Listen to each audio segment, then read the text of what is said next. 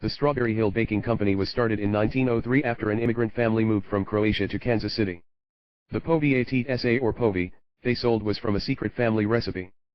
Povi is a classic Slovenian, swirled pastry, stuffed with fillings, which are enrobed in a thin, buttery, flaky pastry dough. The Strawberry Hill Baking Company is located in Merriam, Kansas. The Povi came perfectly packed with each cake in its own box. The apple cinnamon Povi has a great apple cinnamon smell. The taste was sweet with a cinnamon swirl-like flavor. There were apple slices in the cake, but were less noticeable than the cinnamon. The apple slices taste like baked apples. Overall, very delicious. The lemon cream Povi has a pound-like texture to it. It has a lemony taste which is delicious. The cream cheese parts of the cake are sweet. Definitely, a taste treat for the mouth. The poppy seed Povi has a lot of poppy seeds in it. The poppy seeds are bitter while the cake is sweet.